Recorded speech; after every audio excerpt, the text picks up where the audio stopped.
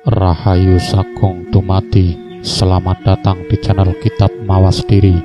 Dalam tayangan kali ini, kami akan mengulik sedikit tentang sosok yang mempunyai pusaka tombak baru kelinding, yang konon kesaktian tombak ini tiada tandingannya.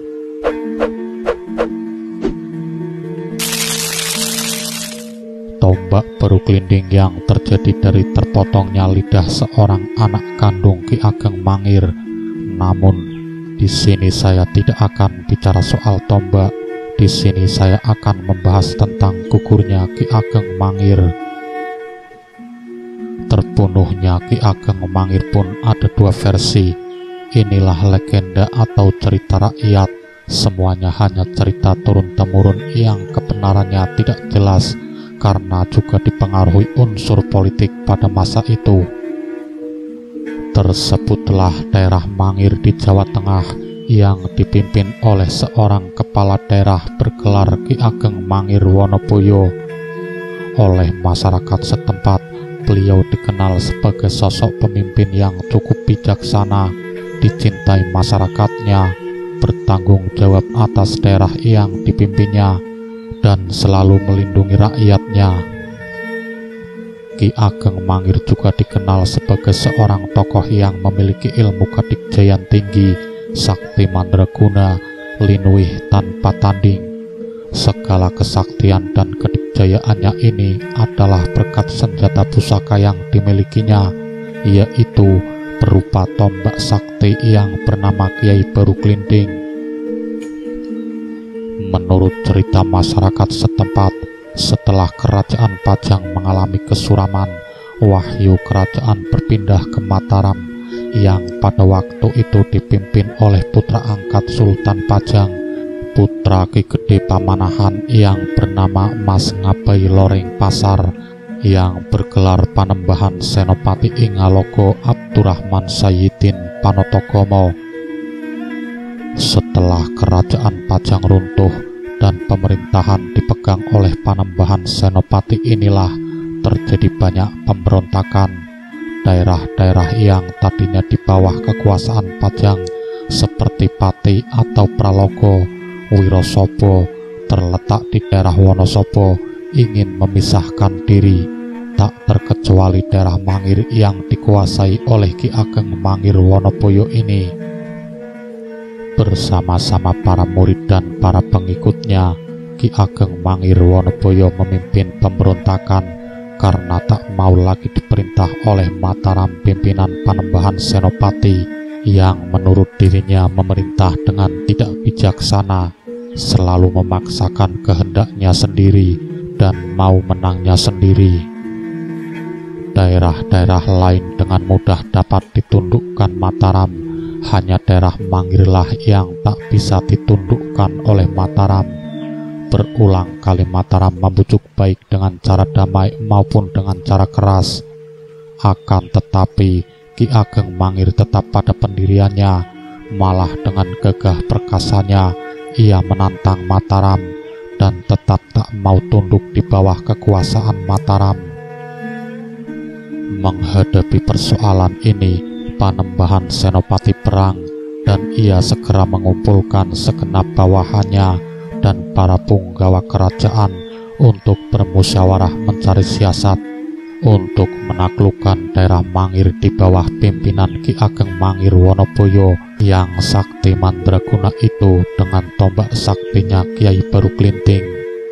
Dalam pertemuan itu hadir Ki Jurumartani dan Pangeran Mangkubumi. Baginda, Ki Ageng Mangir itu memiliki tombak sakti Kiai Baru Kelinding yang sukar ditandingi. Tukas Ki Jurumartani kepada Panembahan Senopati. Sambil memegang dagu dengan tangan kanannya, Ki Jurumartani melanjutkan kata-katanya. Kita harus sedikit mau berkorban Baginda, agar tak banyak lagi jatuh korban di pihak kita karena ulah Ki Ageng Mangir ini. Meskipun pengorbanan itu mungkin akan terasa berat bagi Baginda sendiri, sebab tanpa pengorbanan itu, saya berkeyakinan upaya kita tidak akan sia-sia. Oleh karena sepanjang sepengetahuan saya, kesaktian tombak Kiai Baru Klinting itu tak bisa dikalahkan dengan cara kekerasan. Kesaktian tombak tersebut hanya bisa dipunahkan jika tersentuh ikat pinggang atau kemben seorang wanita. Mendengar penuturan itu, Baginda Panembahan Senopati sangat setuju, lalu berkata kepada Ki Juru Martani, "Baik, aku setuju dengan pendapat Ki Juru. Akan tetapi, siapakah wanita yang akan menjadi umpan untuk mendekati Ki Ageng Mangir dan tombak saktinya itu? Lalu bagaimanakah caranya?" Berkata Baginda Panembahan Senopati kepada Ki Juru Martani, "Tentu saja orang yang terdekat dan sudah kenal akrab dengan Ki Ageng Mangir, yaitu putri Baginda sendiri, Ananda Dewi Pambayun, Baginda." Setelah bermusyawarah sekian lama demi kehormatan dan kebesaran kerajaan Mataram, Panembahan Senopati akhirnya menyetujui dengan siasat Ki Juru Martani, dan segera Ki Juru Martani pun memaparkan rencana selanjutnya. Pada akhirnya dicapai suatu keputusan bahwa putri Panembahan Senopati sendiri, yaitu Dewi Pambayun, yang mengemban tugas berat ini. Putri Panembahan Senopati Dewi Pambayun dikenal sebagai putri yang teramat cantik, pandai menari, dan memiliki suara yang indah. Tembang-tembang yang dinyanyikan Dewi Pambayun akan terasa lebih indah dan enak untuk didengar.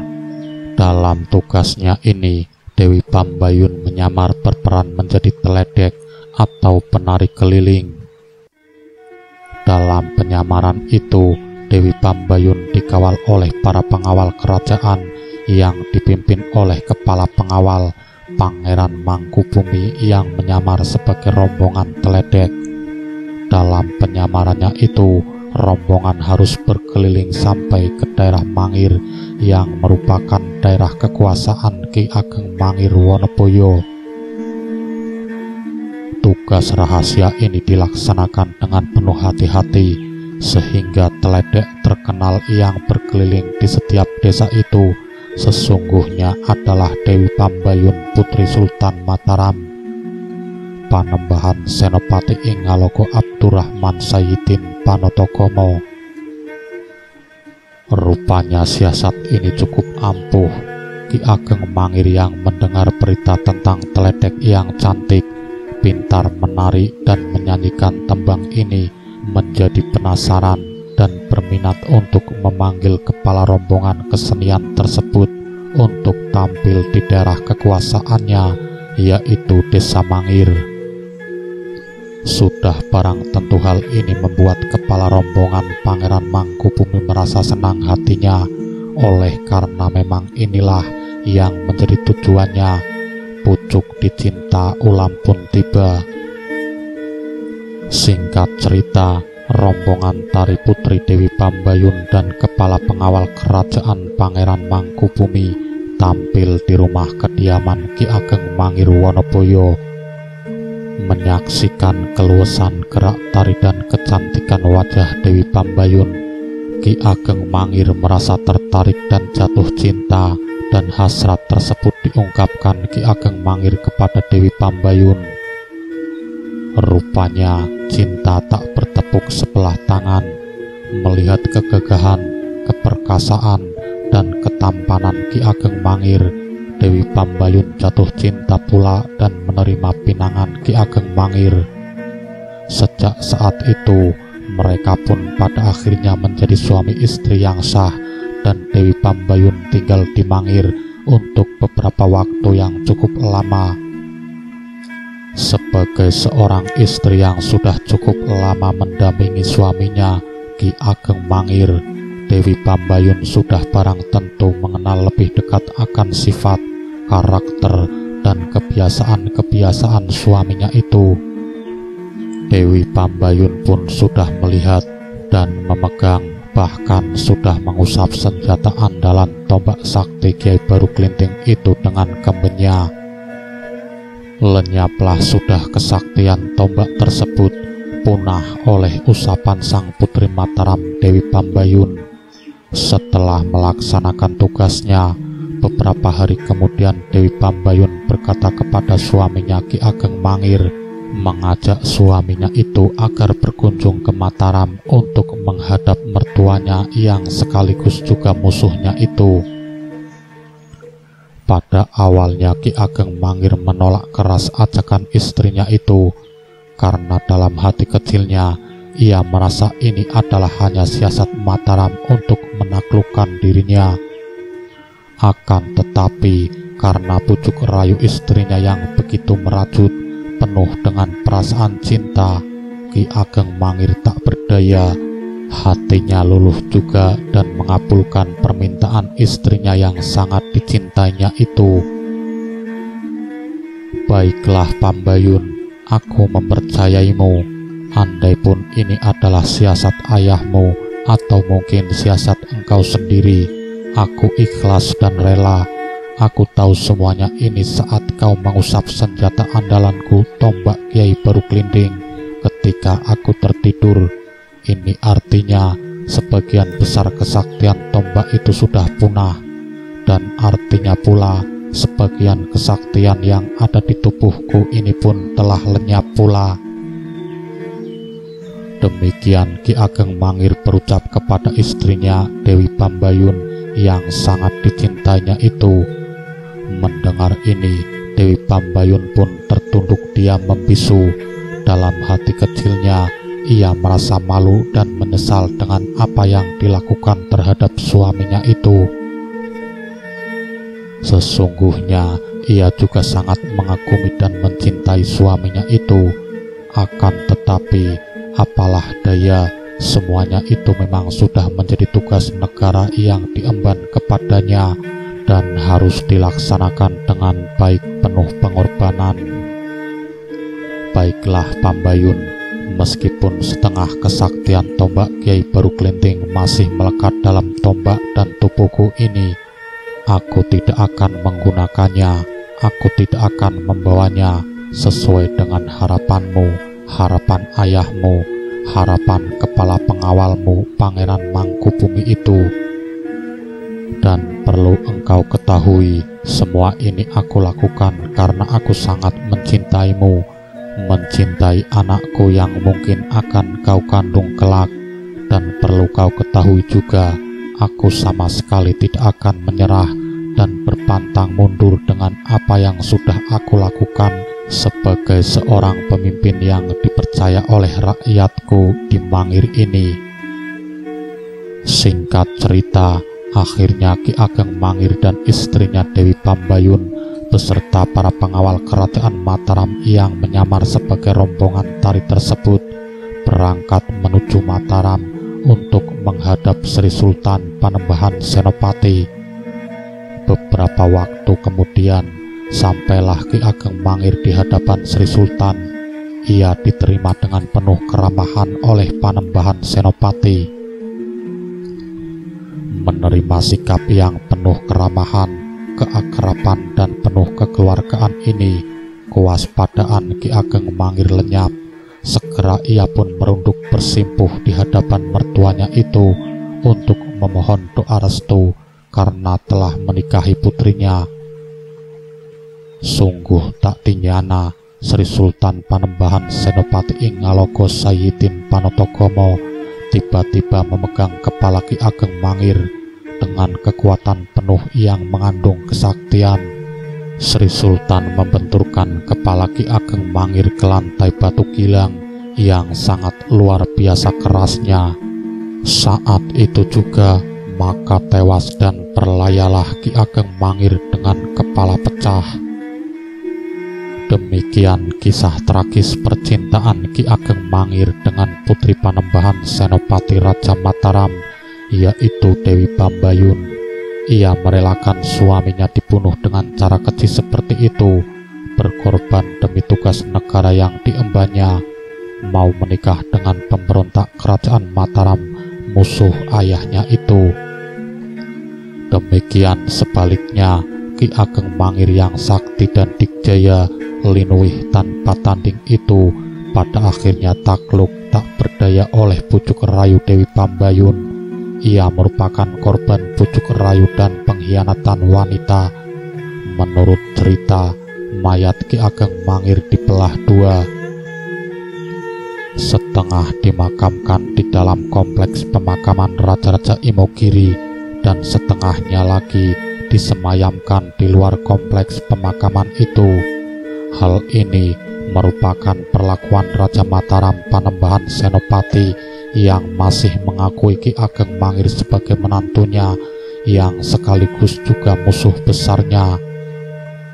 Selama ini secara umum diketahui bahwa pembunuh Ki Ageng Mangir adalah sang mertua sendiri, Panembahan Senopati. Tetapi ada catatan lain yang menyatakan bahwa bukan Panembahan Senopati yang membunuh menantunya itu. Seperti diketahui, pembunuhan Ki Ageng Mangir terjadi di tengah-tengah acara paseban raja. Watu gilang yang dipakai untuk menghantamkan kepala Ki Ageng Mangir adalah batu tempat sholat Panembahan Senopati. Kalau mengacu pada catatan ini, maka teori watu gilang sebagai bukti dan tempat perkara kejadian terbantahkan.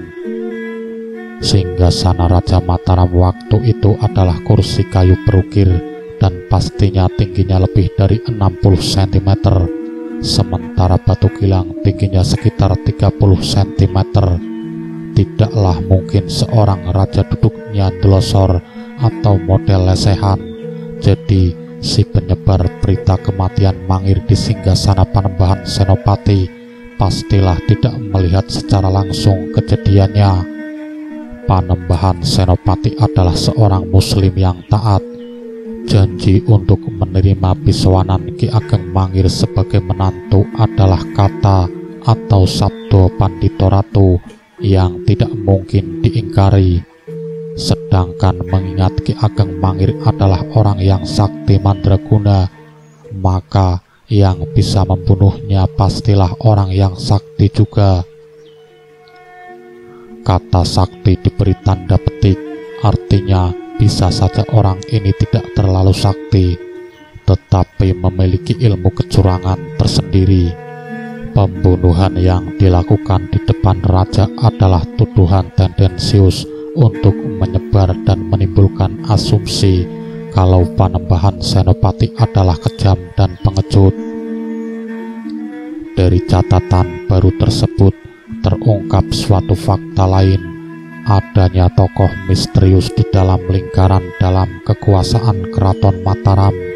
Konon dia adalah putra Panembahan Senopati yang lain, yaitu Raden Ronggo yang selama ini bertindak sebagai agen penghubung bagi para adipati yang balelo terhadap Mataram. Tokoh inilah yang disinyalir kuat sebagai pembunuh Ki Ageng Mangir. Kepala Ki Ageng Mangir pecah bukan karena dibenturkan sang mertua pada watu gilang, tetapi remuk dihantam dari arah belakang oleh Raden Ronggo ketika Ki Ageng Mangir sedang sholat asar.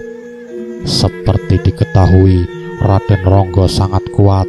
Dia biasa mempermainkan watu gateng seberat 15 kg dipakai untuk membentuk kekuatan tangannya, atau yang pada zaman sekarang besi barbel.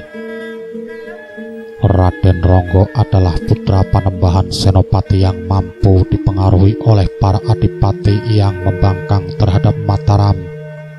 Keberadaannya di Keraton Mataram tidak disukai, bahkan oleh Panembahan Senopati sendiri. Disinyalir dia cemburu berat pada Ki Ageng Mangir yang tiba-tiba diambil menantu oleh ayahnya. Dan selain itu adalah bahwa Raden Ronggo orang yang suka pamer ilmu kesaktian. Ki Ageng Mangir dipandang sebagai orang sakti yang akan menjadi pesaingnya di Mataram. Watak ini sudah dibaca oleh Panembahan Senopati, maka begitu ada kesempatan untuk membunuh Ki Ageng Mangir, dia pun tak malu-malu bertindak, sekalipun dengan main curang. Patih Mondoroko yang kebetulan ada di dekatnya tidak mampu mencegah pembunuhan itu karena saking cepatnya gerakan Raden Ronggo menghantamkan batu ke Ki Ageng Mangir. Patih Mandoroko yang adalah murid langsung Kanjeng Sunan Kalijogo adalah tokoh yang mengislamkan Ki Ageng Mangir. Secara logika, hampir tidak mungkin Mandoroko menikahkan putri sulung raja yang sekaligus cucu kesayangannya Sekar Pambayun dengan orang non-muslim. Permintaan pengislaman Ki Ageng Mangir adalah atas permintaan pribadi Panembahan Senopati karena dia menginginkan tambahan kekuatan dari wilayah Mangir. Data intelijen yang dihimpun tim lapangan Mataram menyimpulkan kalau Ki Ageng Mangir lebih tepat dijadikan kawan atau menantu daripada dijadikan musuh. Ki Ageng Mangir adalah salah satu tokoh sakti dan pemimpin yang didukung oleh kekuatan rakyat. Oleh karena itu, kalau Mataram merangkulnya, maka akan tercipta kekuatan baru pendukung Mataram. Strategi pendekatannya adalah dengan menjadikannya sebagai menantu. Rupanya, gelagat ini dibaca oleh para adipati pembangkang, dan mereka kemudian mempengaruhi Raden Ronggo untuk memanfaatkan momentum yang tepat untuk membunuh Ki Ageng Mangir tanpa sepengetahuan Panembahan Senopati. Akibat peristiwa itu, Panembahan Senopati marah besar pada Raden Ronggo. Tak lama kemudian, Raden Ronggo terbunuh secara misterius oleh seekor naga. Konon, Raden Ronggo tewas oleh tusukan tombak baru kelinting yang dipegang oleh Patih Rajaniti, adik kandung Ki Ageng Mangir, di luar tembok Mataram dalam suatu pertarungan yang fair. Itulah yang membuat tak ada gejolak besar di wilayah Mangir.